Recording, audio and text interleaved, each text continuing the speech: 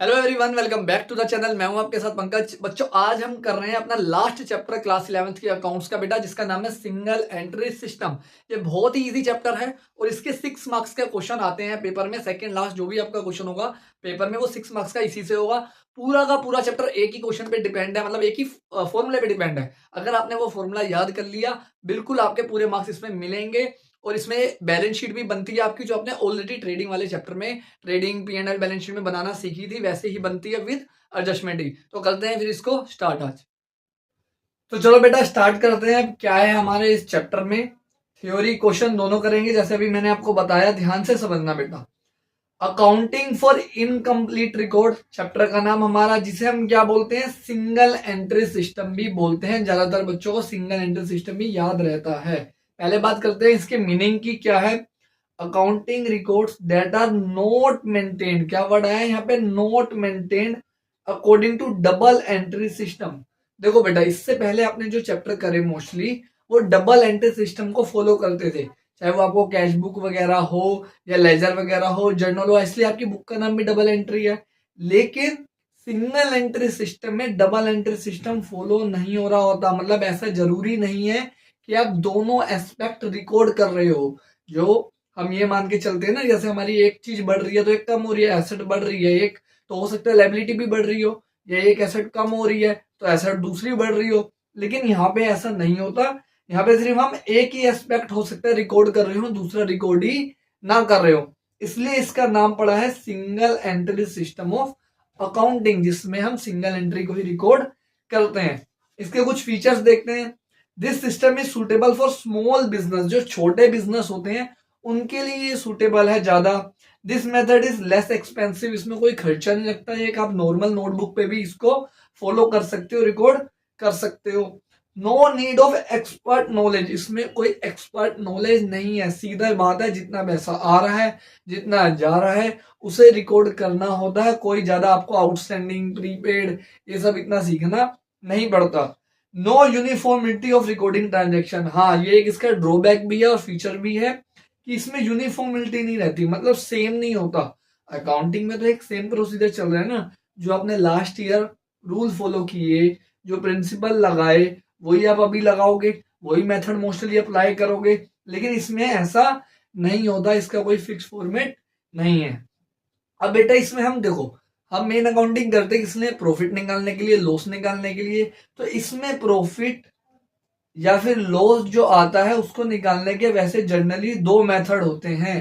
कितने मेथड होते हैं? 2। लेकिन हमारे सिलेबस में अब एक ही है। पहले दोनों होते थे लेकिन अब एक ही मेथड आ रहा है, तो हम उसे सीखेंगे। तो उस मेथड का नाम है बेटा हमारा स्टेटमेंट ऑफ अफेयर्स मेथड। क्या नाम है? स्टेटमेंट ऑफ अफेयर मेथड, जिसका एक और नाम होता है नेट वर्थ मेथड। क्या नाम होता है? Net worth method. इसमें हमें एक सिंपल सी स्टेटमेंट बनानी होती है, एक वो फॉर्मूले से ही स्टेटमेंट बनी है, और ये आपने पहले भी अकाउंटिंग इक्वेशन में भी किया हुआ है। क्या स्टेटमेंट बनती है? स्टेटमेंट ऑफ प्रॉफिट और loss for the year ended. अब हमें जो भी ईयर के लिए बोला होगा उसके अकॉर्डिंग हम बनाएंगे। अब इसका फॉर्मेट क्या है? देखो, पर्टिकुलर अमाउंट, सिंपल सा है। क्या फॉर्मूला है, ध्यान से समझना। कैपिटल एट द एंड, साल के एंड में जब आपका फाइनेंशियल ईयर खत्म हो रहा है तब आपके पास कितनी कैपिटल है उसमें ऐड कर दो। क्या ऐड करना है बेटा? ड्रॉइंग्स ऐड करनी है। जितना पैसा आपने पूरे साल में निकाल लिया वो ऐड करना है। अगर आपने कोई एडिशनल कैपिटल लगाई है, अगर आपने पूरे साल में फाइनेंशियल ईयर में और पैसा बिजनेस में डाला है, उसे क्या कर देते हैं? सब्ट्रैक्ट कर देते हैं, लेस कर देते हैं। ये करने के बाद जो चीज आती है उसे बोलते हैं adjusted capital at the end. क्या बोलते हैं? Adjusted capital at the end. उसमें से एक और चीज माइनस करते हैं हम, जो है हमारी कैपिटल इन द बिगनिंग, जिसे हम क्या बोलते हैं? Opening capital. और जो हमारे ऊपर था वो था हमारा क्लोजिंग कैपिटल। क्या था? Closing capital. इसे बोलते हैं क्लोजिंग कैपिटल और उसे बोलते हैं ओपनिंग कैपिटल। इनको जब हम सोल्व कर लेते हैं तो हमारा प्रॉफिट या लॉस निकल के आ जाता है। अब बहुत सिंपल, चलो बेटा अब स्टार्ट करते हैं क्वेश्चन। 3 क्वेश्चन करेंगे हम, एक बेसिक, थोड़ा एडवांस और एक सबसे कॉम्प्लिकेटेड में जैसा बनता है मोस्टली जो पेपर में आता है वैसा। तो देखो बेटा, पहला क्वेश्चन ये रहा आपका, ये आपका फर्स्ट क्वेश्चन। क्या है? ध्यान से पढ़ना। याद रखना, जब भी आप क्वेश्चन करोगे सिंगल एंट्री का पेपर में, जहां आपको क्वेश्चन दिख जाए, आपने सबसे पहले ये फॉर्मेट बना लेना है। ये जो स्टेटमेंट ऑफ प्रॉफिट का होता है ये बना लेना है। ऐसा क्यों, अभी देखना क्वेश्चन के साथ साथ आपको समझ में आएगा। पहले क्वेश्चन में क्या बोला है हमें, following information of an accounting year is given. एक अकाउंटिंग ईयर की हमें इंफॉर्मेशन गिवन है। ओपनिंग कैपिटल है 60,000। जैसे ही आपको डेटा मिला, जो भी इंफॉर्मेशन मिली आपको, आपने उसको यहाँ पे फुलफिल कर देना है। जैसे 60,000 आपको दे रखी है ओपनिंग कैपिटल, तो यहाँ फिल कर देना है 60,000 पहले ही। ठीक है, क्योंकि आप लोग क्या करते हो, पहले क्वेश्चन पढ़ते हो फिर फॉर्मेट बनाते हो, पेपर में आपका टाइम कंज्यूम ज्यादा हो जाता है इस वजह से। आगे क्या लिखा है, ड्रॉइंग्स दिया 5,000, लो जी ड्रॉइंग्स भी लिख देते हैं। ड्रॉइंग्स आएगी आपकी यहाँ पे 5,000, ड्रॉइंग्स भी हो गई।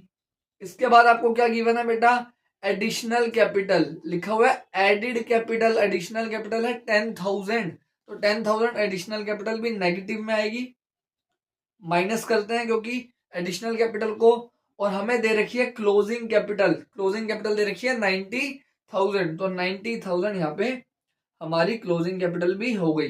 ठीक है, अब इसे करते हैं सोल्व। ये हो गया 95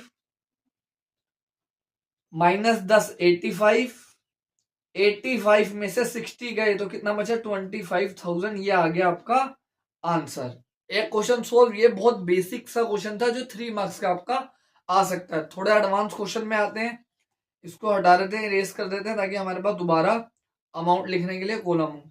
अब देखो सेकंड क्वेश्चन हमें क्या बोल रहा है, Christian started his business on 1st April 2022 with a capital of 1 lakh. फिर से हमें क्या दे दिया बेटा, ओपनिंग कैपिटल, तो ओपनिंग कैपिटल की जगह लिख देते हैं 1 लाख।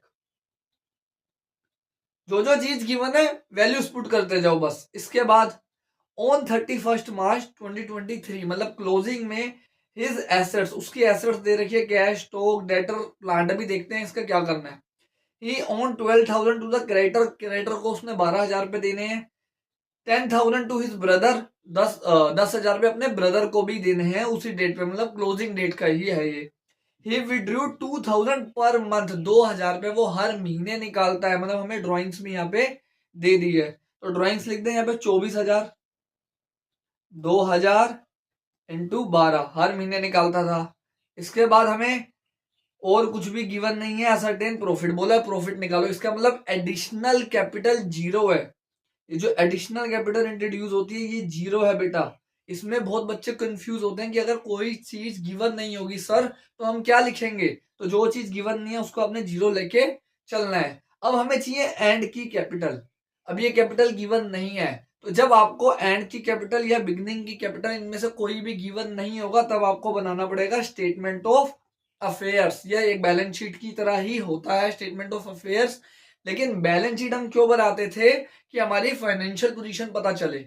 क्या पता चले, फाइनेंशियल पोजीशन पता चले कि कंपनी ने कितना पैसा कमाया है। लेकिन ये इसलिए नहीं बनाते हम, ये हम बनाते हैं ताकि हमें कैपिटल पता चले।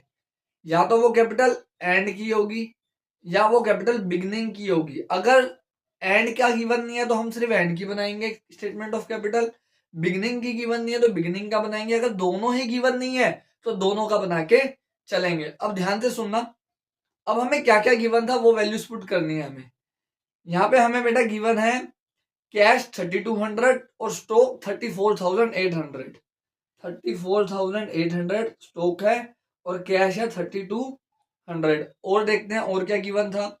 डेटर्स गिवन है 31,000, प्लांट गिवन है 85,000। डेटर्स 31,000, प्लांट 85,000, क्रेडिटर गिवन थे 12,000 और ब्रदर्स का लोन था, उसके भाई का लोन है, ब्रदर्स लोन है 10,000 का।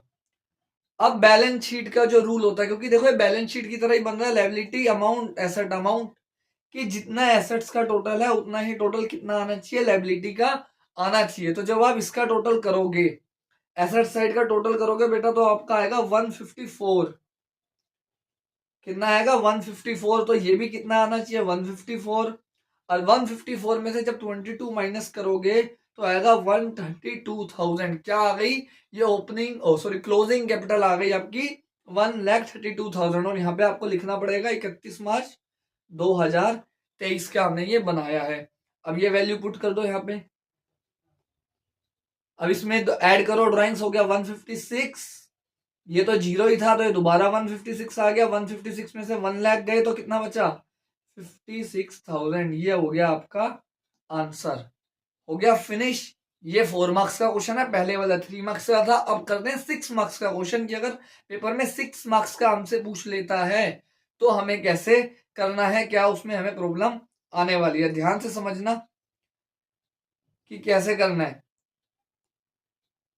अब 6 मार्क्स वाले में क्या होगा, आपको दोनों ही कैपिटल गिवन नहीं होगी और साथ में एडजस्टमेंट भी गिवन होगी। हाँ जी, एडजस्टमेंट जैसे आपको फाइनेंशियल स्टेटमेंट में गिवन होती थी। देखो ध्यान से क्वेश्चन को पढ़ते हैं, थर्ड वाला देखो। From the following information relating to the business of Abhay who keeps his books on single entry system के अकॉर्डिंग वो बुक्स बनाता है। आपको प्रॉफिट एंड लॉस बनाना है 22-23 का। ये ओपनिंग का आपको सारा डेटा गिवन है, मशीन, फर्नीचर, स्टॉक, डेटर। ये आपको क्लोजिंग का गिवन है, इसका मतलब दोनों कैपिटल हमें निकालनी पड़ेगी। उसके अलावा क्या गिवन है हमें, Abhay withdrew 41,000 as capital, sorry drawings दे रखा है उसने, तो यहां लिख दूं 4100 हमें ड्राइंग्स मिल गई यहाँ पे।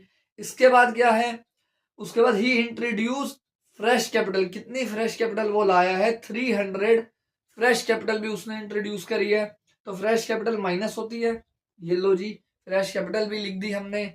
इसके बाद क्या बोला है, कुछ एडजस्टमेंट दे रखी है, machinery and furniture are to be depreciated. क्या लिखा है, फर्नीचर और मशीनरी डेप्रीशिएट होंगे 10% और 5% से। तो ये तो यूज होगा बेटा जब हम क्लोजिंग का स्टेटमेंट बनाएंगे ना उसमें, क्योंकि डेप्रीशिएशन हमेशा साल के एंड में लगता है, स्टार्टिंग में नहीं लगता। तो अब हम पहले बनाते हैं ओपनिंग का, इसको ले लेते हैं 31 मार्च 2022, या फिर आप लिख सकते हो 1 अप्रैल 2022। ठीक है, ये आप डेट लिख सकते हो, जो डेट आपको यहाँ पे गिवन होगी। मशीन है 8,000, फर्नीचर है 2,000, यहां से हम वैल्यू पुट कर लेते हैं। Machine 8,000, furniture 2,000। इसके बाद देखो और क्या वैल्यू है, स्टॉक 7,000, डेटर्स 4,000। इसके बाद आपको बैंक गिवन है, लेकिन बैंक के साथ एक चीज लिखी हुई है, ध्यान से देखो। ये जो लिखा हुआ है सीआर, ये वो नहीं है, क्रेडिट वाला सीआर है। क्रेडिट वाला सीआर मतलब ये करोड़ वाला सीआर नहीं है, बच्चे इसको करोड़ समझ लेते हैं।